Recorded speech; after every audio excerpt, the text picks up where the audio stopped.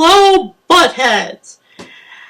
Today is going to be to celebrate the 30th anniversary as well as Back to the Future Day, which is tomorrow or Wednesday, the 21st, depending on when you watch this video, which means two things. One, the Back to the Future 2 will no longer be about the faraway future, but be a movie about the past.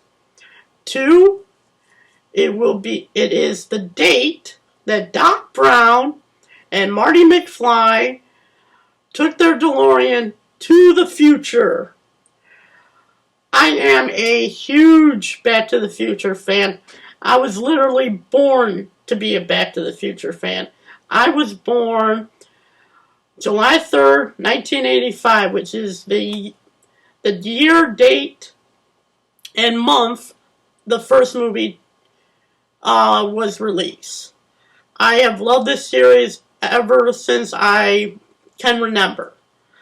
So in this vlog, I'm going to do a couple things. I'm going to give you a little brief history of my experience with the series, as well as quick summaries of all three movies.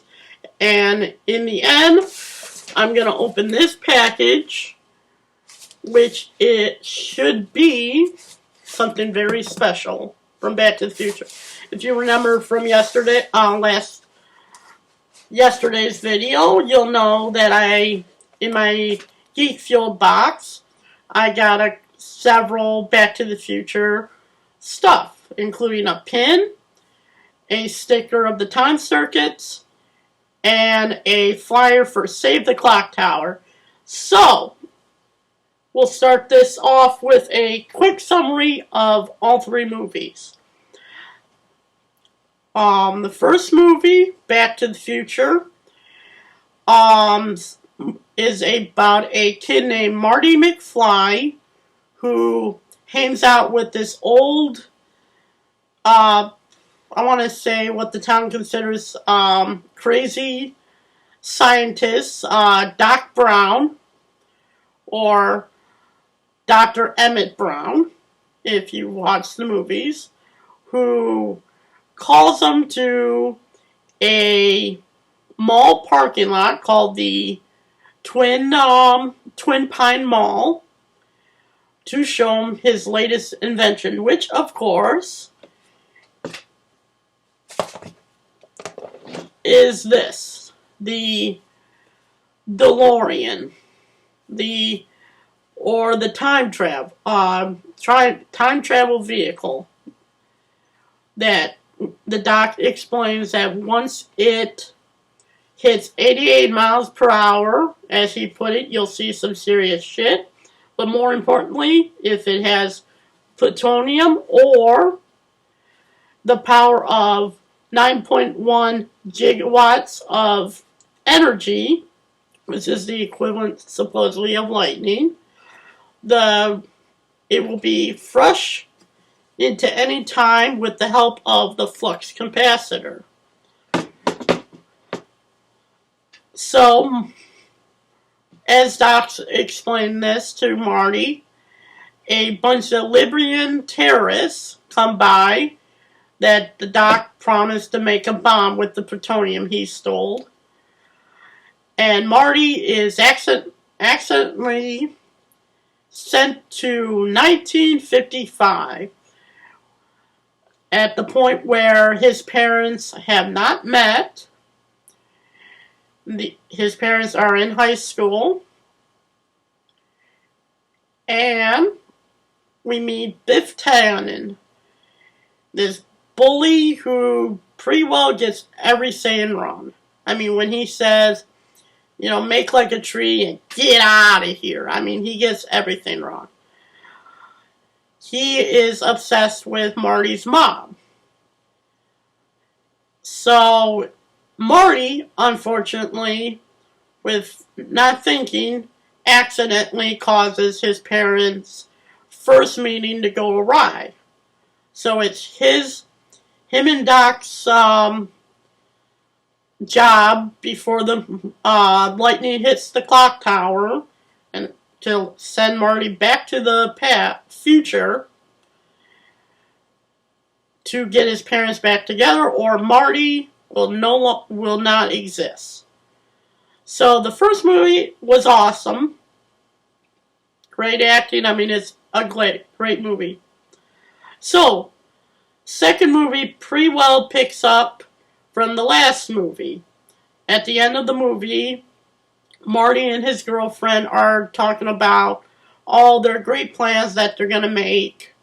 So, Marty's changed a couple other things, minor things, like made his father a little tougher. Biff kind of a wuss, you know. So the movie picks up.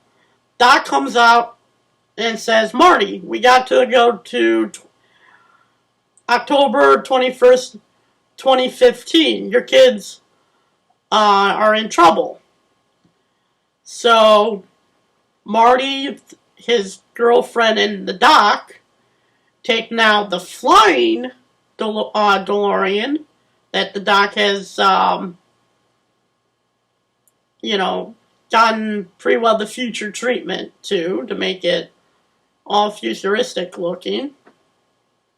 And they go to the future of 2015, where we get to see Jaws having several sequels. We get to see hoverboards, which are kind of like skateboards, except they kind of hover just a little bit above the ground.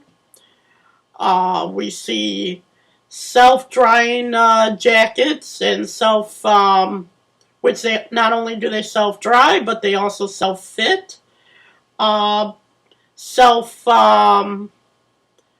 Lace-up shoes. We see a bunch of other futuristic stuff that, anyone who saw the movie back in 1985 probably thought would have been cool to see. So Marty, this time, his job is he has to prevent a meeting that his son and Biff's son meet to plan a heist. Because apparently in the future, if you get caught, you're automatically right away prosecuted right on the spot. They abolish lawyers. So, once again, another thing we never happened. We still have lawyers.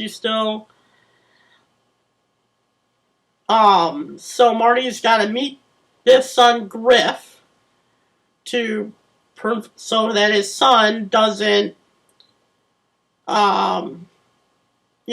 get in trouble, and then therefore his daughter doesn't get in trouble, which apparently will cause a ripple in time that's going to cause the McFlys, even more damage down the road.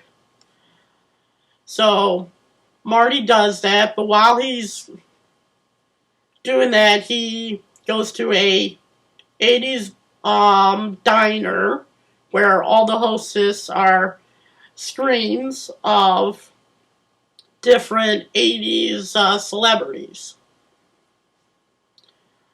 And then also Marty, like anyone else who would go to the future, buys a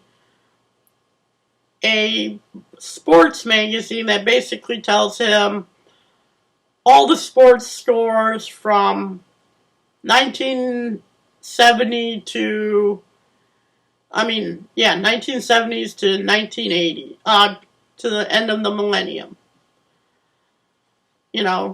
Make some extra cash, Marty thinks. The Doc, of course, says they can't do that.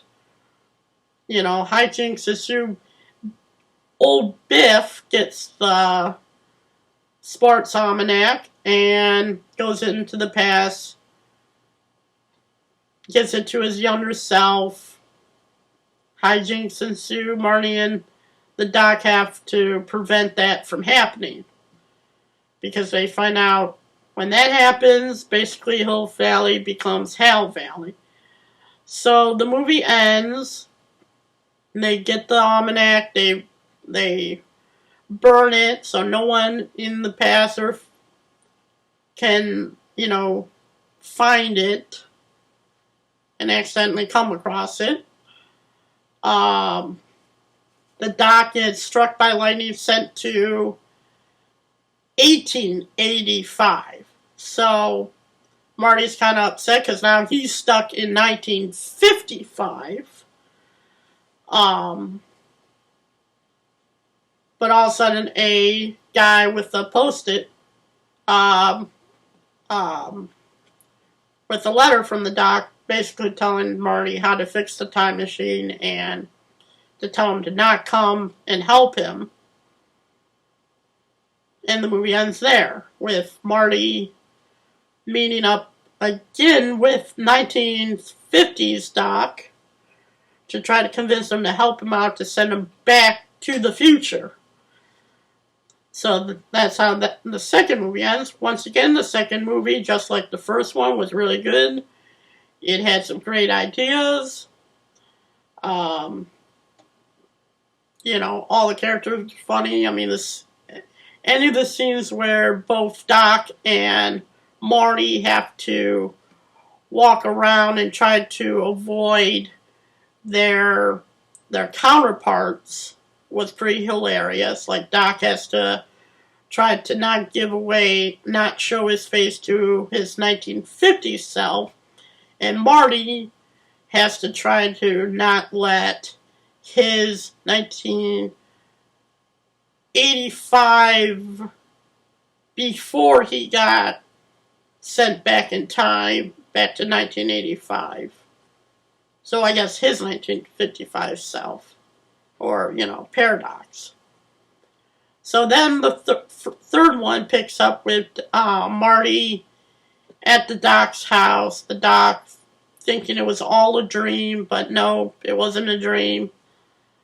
Marty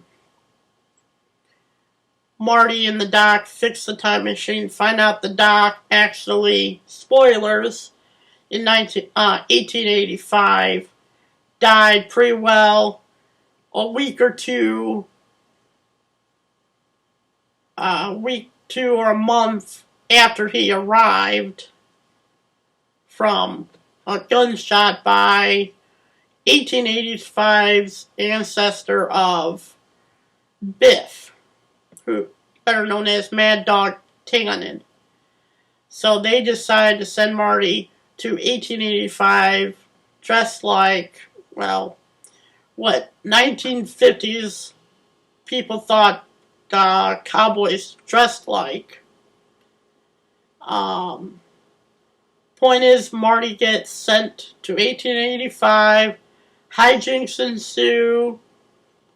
They prevent the Doc from being killed.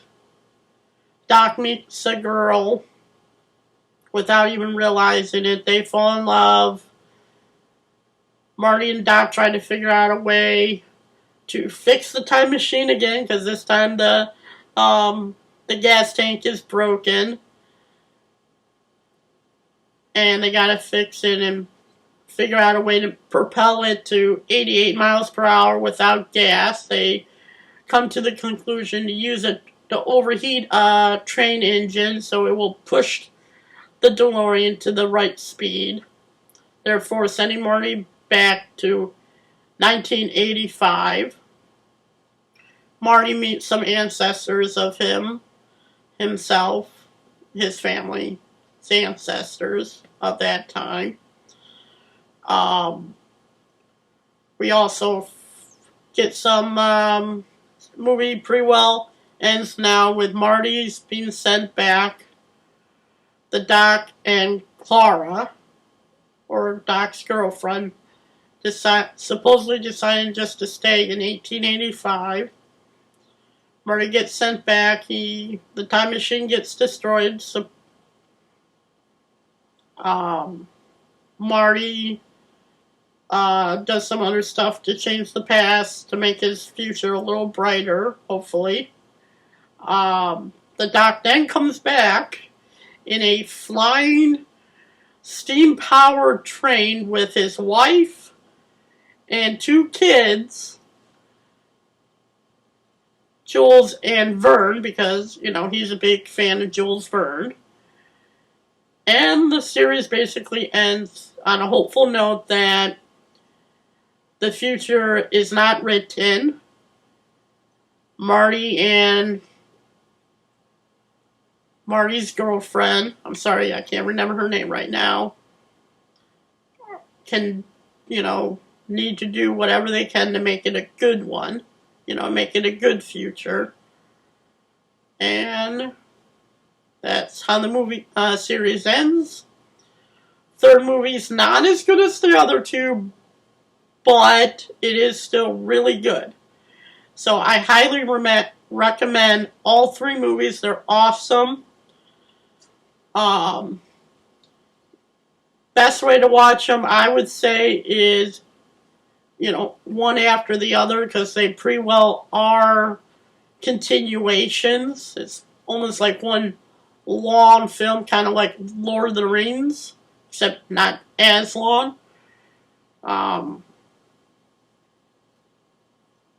But, I mean, it's a continuation story. It's not like most sequels where it's just, okay, let's rehash some stuff, blah, blah, blah. No, it's one story throughout. So that is my quick summary of all 3 movies. Like I said, I am a huge Back to the Future geek. This and my little vinyl Marty McFly figure is pretty well I'm very happy with that being in my collection.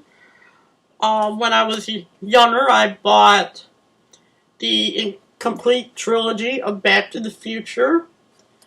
And when I went to Motor City Con a couple years ago, I made sure to get it signed by Doc Brown himself, Christopher Lloyd. So I'm so happy. I love that. He was a blast to talk to. I got my picture with the DeLorean. Not from the movie, but one that someone made to look like the ones in the movie.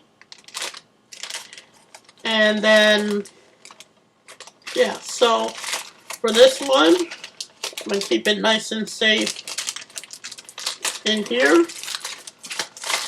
I am never going to open that. That's a collector.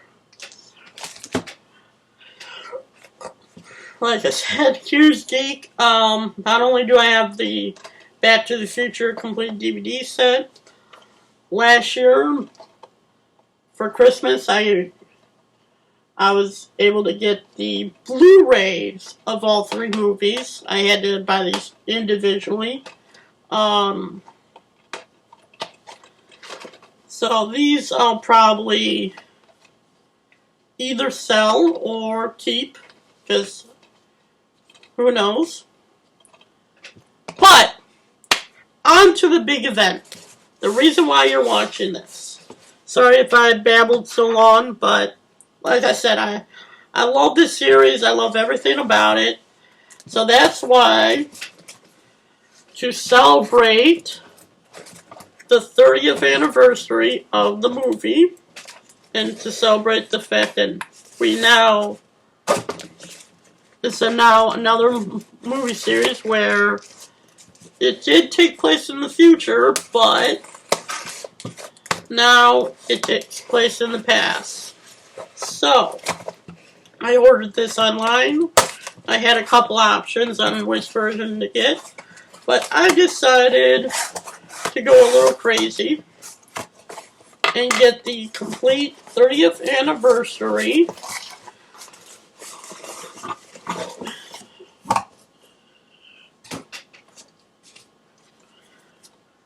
flux capacitor case edition of Back to the Future. It has all 3 movies, plus bonus material, plus a 64-page book,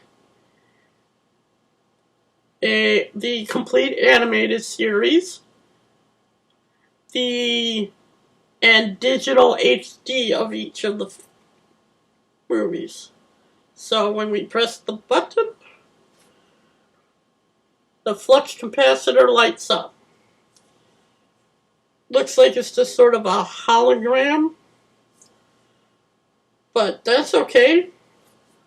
That's still pretty cool. As you can see, it automatically turns off. So, let's open this baby up and see what's inside.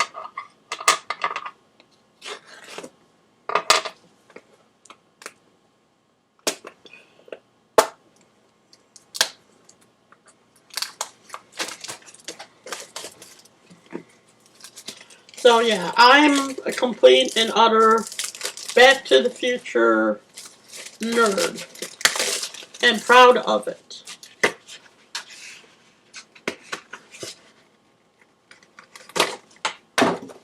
I have no shame in admitting that. So, open this up. See what's inside. Oh, this is cool.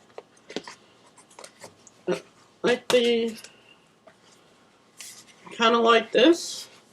Back to the Future, the complete 30th anniversary.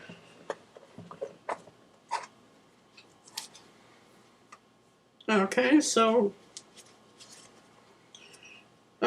each disc shows you a mini poster, some information on what bonus features, and a couple pictures.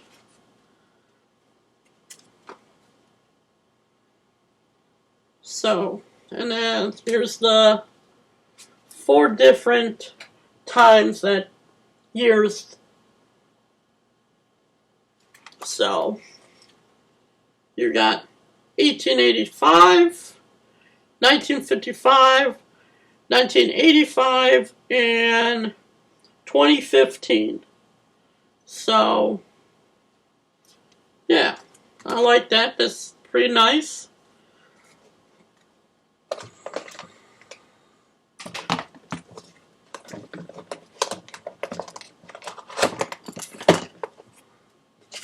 Now, I will admit,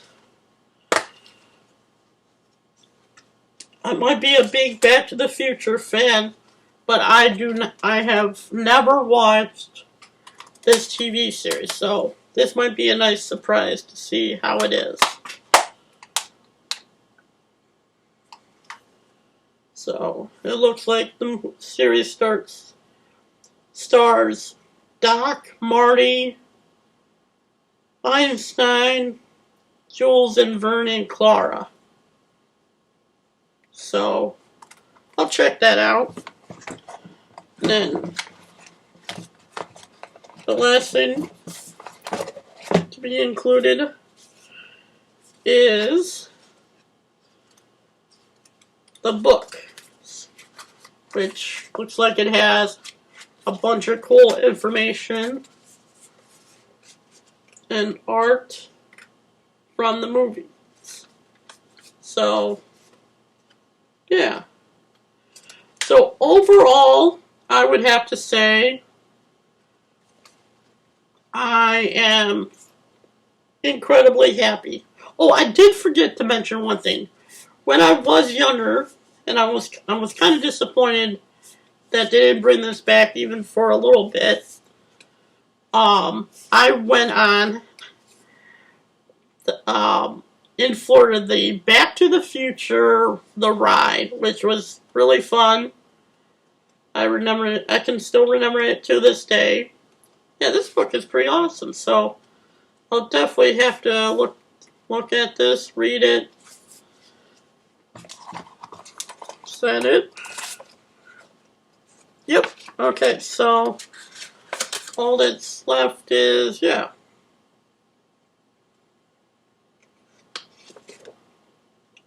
Okay, and just show some more stuff you can buy. So, yeah.